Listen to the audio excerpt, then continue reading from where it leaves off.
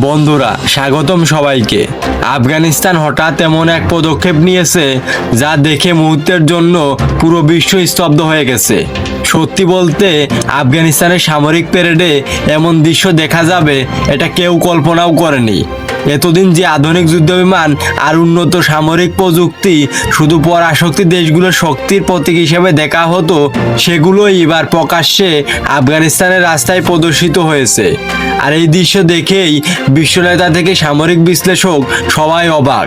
কারণ কয়েক বছর আগেও যাকে দুর্বল ও বিশৃঙ্খল রাষ্ট্র হিসাবে দেখা হতো, সেই দেশ কিভাবে এত অল্প সময়ের মধ্যে এমন সামরিক সক্ষমতা গড়ে তুলল, এই প্রশ্ন এখন সবার মনে। প্যারেড শুরু হবার পর যেটা প্রথমেই চোখে পড়ে সেটা হলো এমফিবিয়াস ভেহিকল। এই গাড়িগুলো সাধারণত কোনো সামরিক যান নয়। এগুলো এমনভাবে ডিজাইন করা যাতে একদিকে পানির ভিতর দিয়ে চলতে পারে, আবার অন্যদিকে একইভাবে মাটিতেও চলতে পারে। পানির ভিতরে এই যানগুলো ঘন্টায় প্রায় ৪৫ কিলোমিটার গতিতে চলতে পারে, আবার মাটিতে উঠলে এর গতি বেড়ে যায় ৭০ কিলোমিটার পর্যন্ত। এই ভেহিকেলের ভিতরে একসাথে ১২ জন সৈন্য সহজে বসতে পারে। কিন্তু সবচেয়ে চমকে দেওয়া বিষয় হলো এই যানগুলো টানা ১২ ঘন্টা পানির নিচে থাকতে পারে। সাধারণত এমন ক্ষমতা শুধু আমেরিকা, রাশিয়া কিংবা চীনের মতো বড় সামরিক শক্তির কাছেই দেখা যায়। অথচ এখন আফগানিস্তানের হাতেও এমন যুদ্ধযান, এটাই সবাইকে অবাক করে দিয়েছে। এরপর যেটা আরও বেশি আলোচনায় তৈরি করেছে সেটা হলো আফগানিস্তানের এয়ার ডিফেন্স সিস্টেম। অনেক গোয়েন্দা রিপোর্ট বলছে প্যারেডে যে ধরনের আকাশ প্রতিরক্ষা ব্যবস্থা দেখানো হয়েছে তা সত্যি অবিশ্বাস্য। সহজভাবে বললে, আফগানিস্তানের আকাশে যখন কোনো বিমান বা ড্রোন ঢোকে তাহলে তারা প্রায় ৩০০ কিলোমিটার দূর থেকে সেটা শনাক্ত করতে পারে। শুধু শনাক্তই নয়, কয়েক সেকেন্ডের মধ্যেই আকাশে থাকা লক্ষ্যবস্তুকে অ্যাটাক করার ক্ষমতা রয়েছে এই এয়ার ডিফেন্স সিস্টেমের। কিন্তু অবাক করা বিষয় হলো এত উন্নত এয়ার ডিফেন্স সিস্টেম চালানো কোনো সহজ কাজ নয়। অনেক মাঝারি দেশও এই ধরনের সিস্টেমকে ঠিকভাবে অপারেট করতে পারে না। অথচ আফগানিস্তান এটি প্যারেডে প্রদর্শন করেছে, যেন তারা পুরোপুরি প্রস্তুত।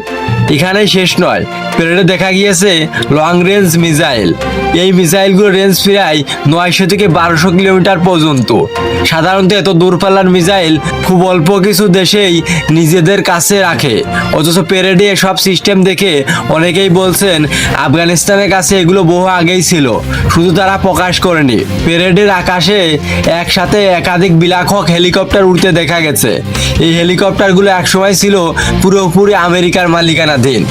আমেরিকা যখন আফগানিস্তান থেকে চলে যায় তখন অনেক সামরিক সরঞ্জামের সাথে হেলিকপ্টারগুলোও সেখানে পড়ে থাকে। সবাই ধরে নিয়েছিল এগুলো আর কখনো চলবে না, কারণ এই ধরনের হেলিকপ্টারের মেনটেন করা কঠিন, স্পেয়ার পার্টস পাওয়া কঠিন, আর প্রশিক্ষিত টেকনিশিয়ান ছাড়া এগুলো চালানো প্রায় অসম্ভব। কিন্তু বাস্তবতা হলো আফগানিস্তান শুধুমাত্র এগুলো সচলই করে নেই, নিজেরাই মেরামত করে আবারও যুদ্ধের উপযোগী বানিয়েছে। বিলাসবহুল এমন এক ধরনের হেলিকপ্টার যেটা আকাশে শিকারী পাখির মতো টার্গেট করে। এটি একই সাথে সৈন্য পরিবহন করতে পারে, আবার প্রয়োজন হলে আকাশ থেকে হামলাও চালাতে পারে।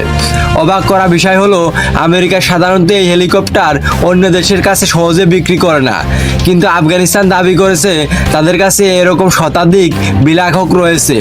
প্যারেডে সবচেয়ে বেশি নজর কেড়েছে T-72 সিরিজের যুদ্ধ ট্যাঙ্ক। এই ট্যাঙ্কগুলোকে দেখেই বোঝা যায় এগুলো যেন সাধারণ বা পুরনো ধরনের ট্যাঙ্ক না। এতে রয়েছে ১২৫ কিলোমিটার শক্তিশালী কামান, বিশাল মোটা বডি, শক্তিশালী ডিজেল ইঞ্জিন আর ভয়ঙ্কর অস্ত্র ক্ষমতা। সব মিলিয়ে যুদ্ধক্ষেত্রে নামলে শত্রুপক্ষের জন্য এটা সরাসরি একটা বার্তা। এর সবচেয়ে ভয়ঙ্কর দিক হলো এর থার্মাল সাইটিং সিস্টেম। রাতের অন্ধকারেও এটি ৩ থেকে ৪ কিলোমিটার দূরে শত্রুর শরীরের তাপমাত্রা শনাক্ত করতে পারে। সাধারণত এমন প্রযুক্তি কেবল রাশিয়া কিংবা আমেরিকার আধুনিক ট্যাঙ্কগুলোতেই দেখা যায়, কিন্তু এখন আফগানিস্তানও সেই তালিকায় ঢুকে গিয়েছে। এছাড়াও প্যারেডে দেখা গিয়েছে আরও অনেক ধরনের সাজানো যান, আধুনিক সামরিক ট্রাক, ছোট ফাইটার ড্রোন এবং বিভিন্ন ধরনের যুদ্ধ সরঞ্জাম। এমন কিছু জিনিস ছিল যেগুলো দেখে অনেক সামরিক বিশ্লেষকরা পর্যন্ত বলছেন এই প্রযুক্তি তো অনেক উন্নত দেশের কাছেও নেই। এখানে প্রশ্নটা আরো বড় হয়ে যায়, আফগানিস্তান এত সব আধুনিক অস্ত্র পেল কোথা থেকে? এতদিন এগুলো লুকিয়ে রাখলো কেন? আর ঠিক এখনই কেন সামনে আনলো? অনেক বিশ্লেষকরা মনে করছেন এর পিছনে সবচেয়ে বড় কারণ হলো আমেরিকা।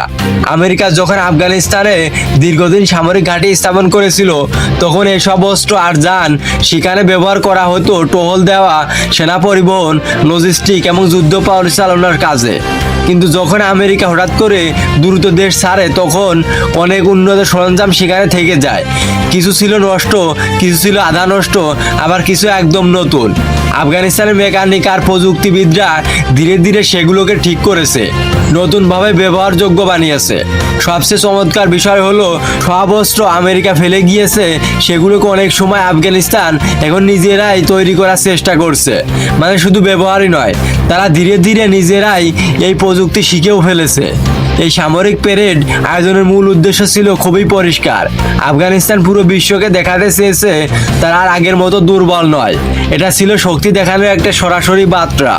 কয়েক বছর আগেও আন্তর্জাতিক মহলে আফগানিস্তানকে কেউ খুব একটা গুরুত্ব দিত না, কিন্তু মাত্র কয়েক বছরের মধ্যে যেভাবে নিজেদের সামরিক শক্তি সামনে এনে দাঁড় করিয়েছে, সেটা সত্যিই বিরল এবং ভয় ধরানোর মতো। সব মিলে এই সামরিক প্যারেড শুধুমাত্র একটা অনুষ্ঠান ছিল না, এটা ছিল একটি ঘোষণা, একটি বার্তা বিশ্বকে জানিয়ে দেয়া আফগানিস্তান বদলে গিয়েছে। আর এই নতুন আফগানিস্তানকে আর কেউ আগের চোখে দেখার সুযোগ পাবে না।